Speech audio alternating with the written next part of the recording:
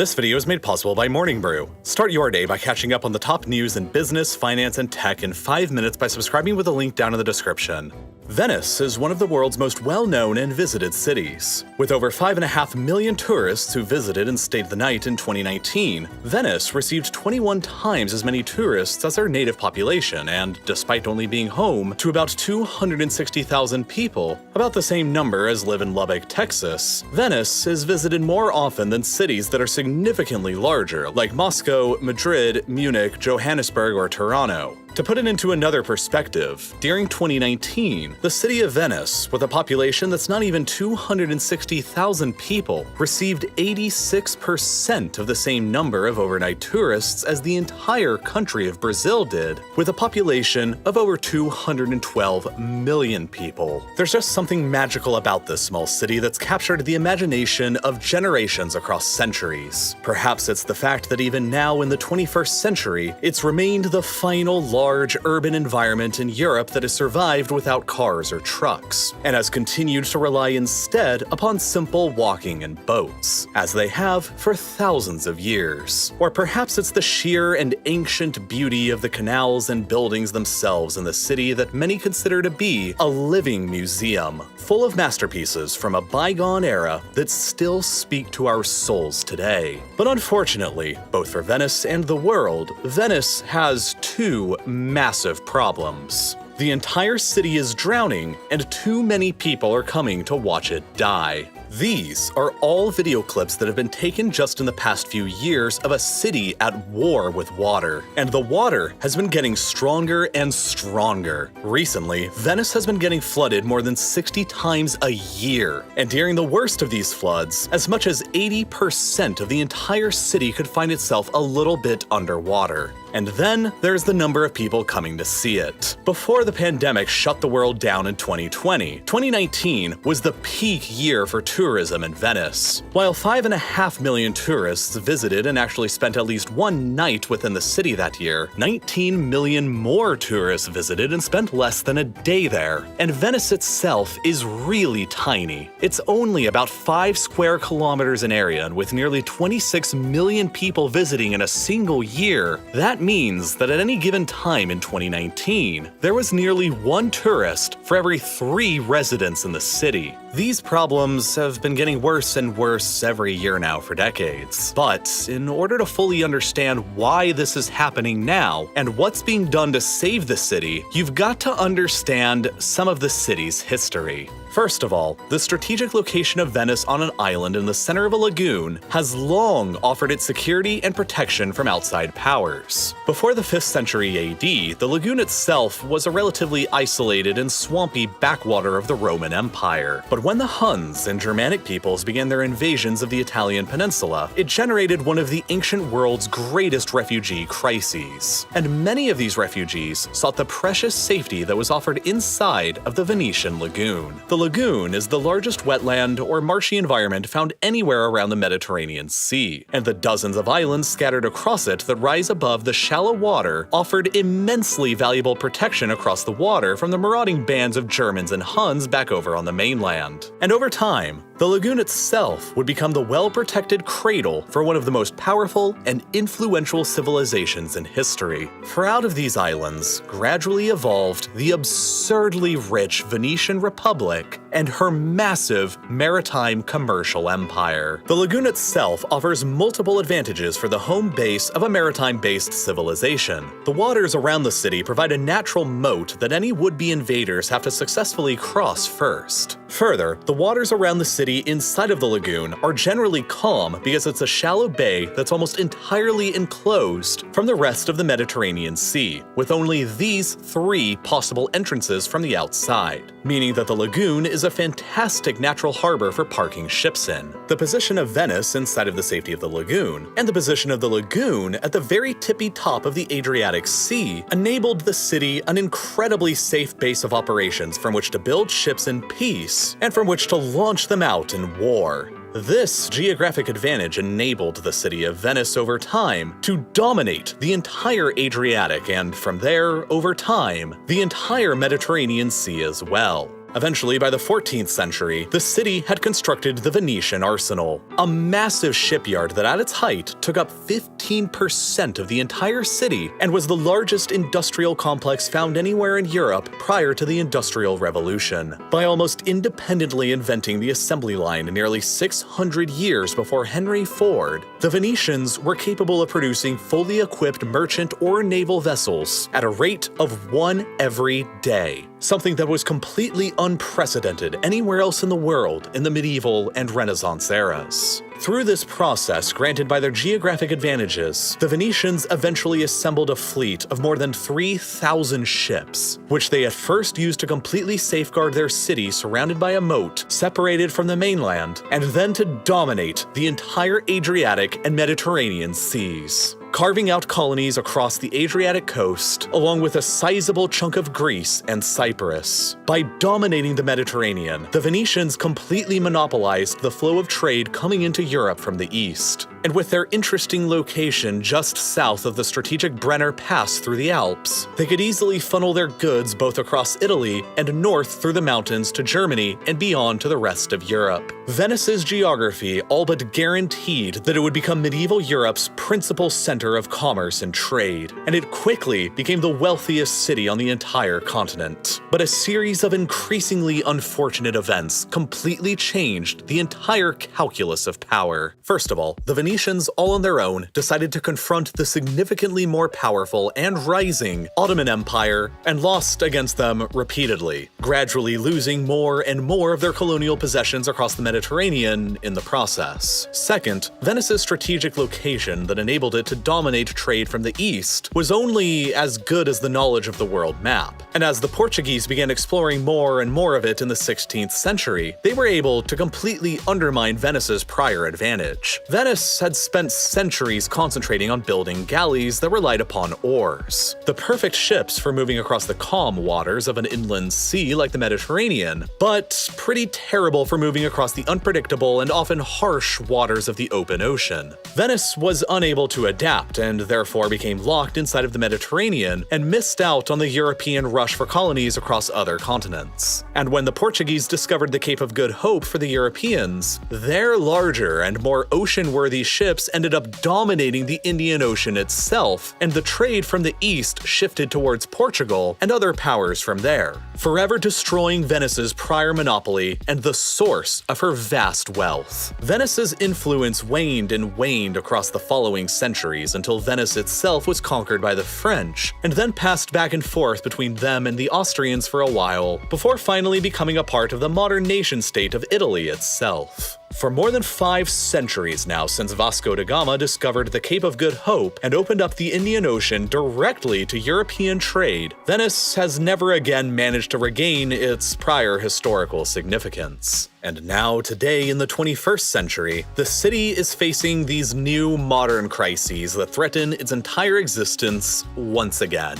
Let's begin with the flooding issue. Obviously, a city that's literally surrounded by water like Venice will have a flooding problem from time to time, much like New Orleans in the United States. But Venice is located in a uniquely flood-vulnerable area. It's located in the lagoon at the very top of the Adriatic Sea, while the Adriatic's long, narrow, and rectangular shape amplifies the natural tides moving up it, meaning that the Adriatic naturally has substantially more extreme tidal events than the rest of the Mediterranean does, and the Adriatic pretty much funnels them all up right towards Venice. Further, the strong northbound winds in the area whipping off the Adriatic blow directly towards the 3 connections between the lagoon and the sea, which can significantly slow down or even totally block the water outflow from the lagoon into the sea. And when that happens, the ebb of water is blocked inside of the lagoon, and the next high tide that comes in overlaps with the previous one, which just kind of perpetuates this vicious, self-supporting cycle of flood. And to make matters even worse, Venice is located atop the Adriatic tectonic plate, which is currently in the process of shifting beneath the Italian coast, meaning that Venice is naturally sinking and losing elevation in an area that's already highly prone to flooding. But in addition to these natural problems, humans have of course been making even more man-made problems for themselves as well. Had the Venetian lagoon simply been left to itself and to nature over the past 1,000 years, it probably would have completely filled up with silt by now because of the various major sediment-rich rivers that used to flow into it. And Venice would have been more or less loosely connected to the mainland. The medieval Venetians were well aware of this problem, and unwilling to allow Venice's greatest defensive asset to be destroyed like this, they began diverting the rivers away from the lagoon to keep the sediment out and to keep Venice enclosed by water.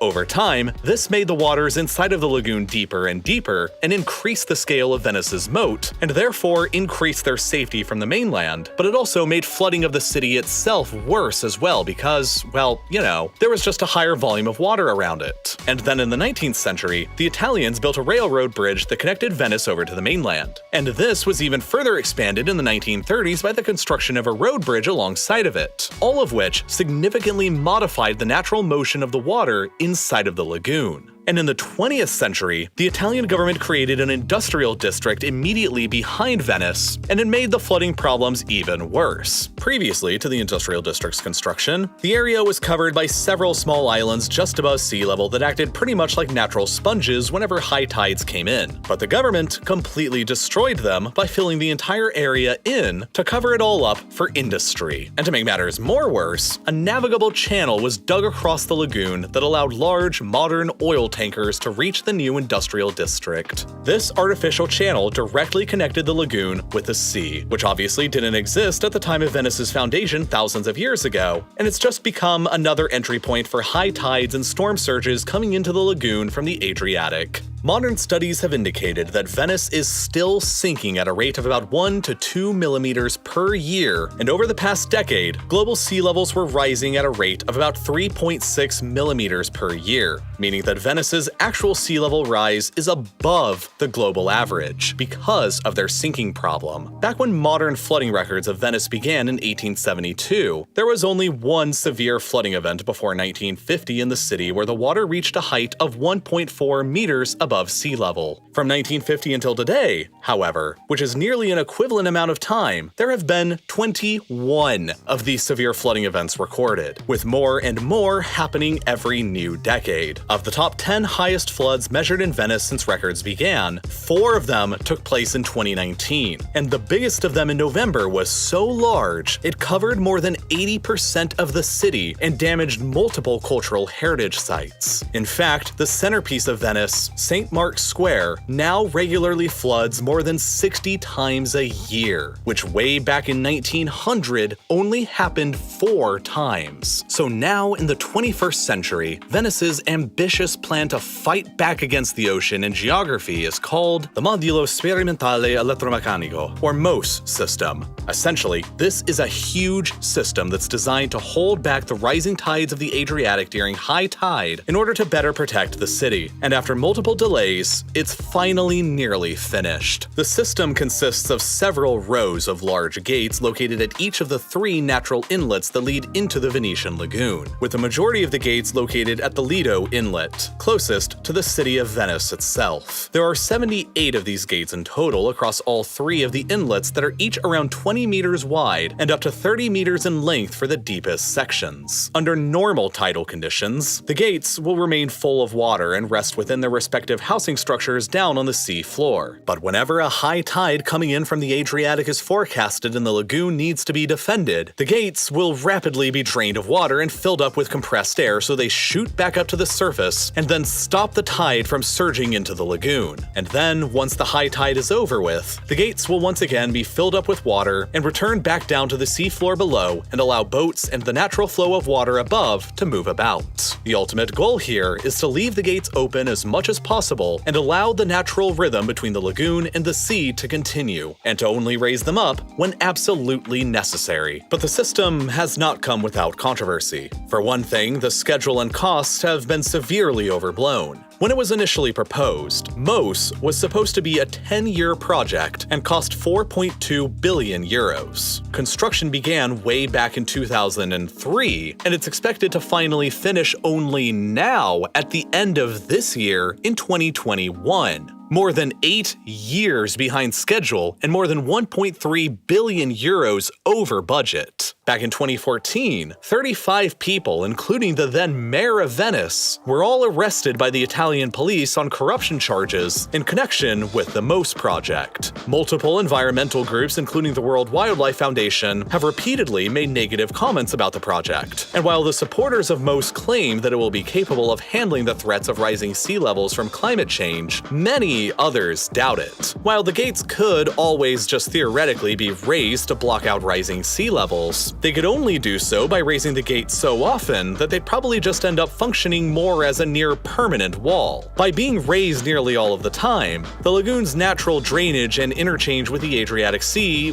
will be completely destroyed, and the lagoon surrounding Venice will inevitably become just a gross, stagnant pool of garbage and algae. Unfortunately, though, that may be the only possible solution that exists to save Venice. It's been estimated before that just a 50-centimeter rise in sea levels will pretty much permanently doom Venice beneath the waves. And in 2019, the famous IPCC report projected a rise of 600 to 1,100 centimeters in sea levels by the year 2100 if greenhouse gas emissions remain the very same as they are today. By the end of this century, Venice is probably either going to become the 21st century's Atlantis, or it's going to be stuck inside of a blocked-off and stagnant lagoon that's full of algae and trash, and there doesn't really seem to be many good alternative third choices. And throughout all of this, the pace of tourists coming to visit the already drowning and crowded city isn't seeming to go down either, despite the global pandemic. With pent-up global demand for international travel at an all-time high, the number of tourists who will visit the city in 2025 is projected to soar towards 38 million people, a number that many Venetians consider to be grossly unsustainable. That would mean on an average day in 2025, there would be nearly 1 tourist for every 2 residents in the small 5-square-kilometer city. These extremely high levels of over-tourism are creating overcrowding and even further environmental problems for the ecosystem around the fragile lagoon. The entire city of Venice and its lagoon are considered a World Heritage Site by UNESCO, and because of its rampant over-tourism, UNESCO was considering placing the city on its in danger list, which usually only includes historical ruins in war-torn countries like Syria or Iraq. Earlier in June of 2021, UNESCO narrowly avoided placing Venice on the list because the Italian government finally banned the passage of large cruise ships entering in through the city's historic center. But that's pretty much just a minor step in solving Venice's tremendous problems. In the end, all of the engineering and policies in the world may not be enough to match the overwhelming firepower that nature is bringing to Venice this century. I think that ultimately, save for taking Venice and pushing it somewhere else, I'm not really certain about Venice's future, and neither is anybody else. Because in the end, no amount of technology can possibly overcome the fact that Venice is located on a chain of sinking islands in the middle of a marshy lagoon, while the water besieging it from the outside is getting higher and higher all the time. And while the MOSE system is not yet fully 100% complete, it has already been deployed to save Venice. In October last year in 2020, the seawalls were deployed for the very first time to defend the city against a storm surge in the Adriatic, and it worked pretty effectively. A lot of what's happening today is based on what happened yesterday, last year, or last century, and even beyond. Keeping up with current events is essential to understanding the way that our world works. And I get to do that every day by reading all the short articles that are posted to Morning Brew every morning. And this is what I love the most about using Morning Brew. Their free daily newsletter gets you up to speed on all the current events and news that you need to know in business, finance, and tech in only 5 minutes, and in a way that's way more relevant, informative, and frankly witty than traditional news. For example, in this past week, I got to read about the US's plan to reopen for international travel, what's in the United States infrastructure bill, and Rivian's huge IPO. Since you watch RealLifeLore, I know that you like getting a bit smarter and staying better informed, and regular, repeatable patterns of learning are exactly the best way to do that. So go ahead and start your mornings with Morning Brew by subscribing completely for free when you click the button that's on your screen right now or by following the link that's down in the description. It's one of the absolute best ways that you can help support this channel completely for free, and you get to stay up to date with current events and be a better informed person. It's seriously a huge win-win, and as always, thank you so much for watching.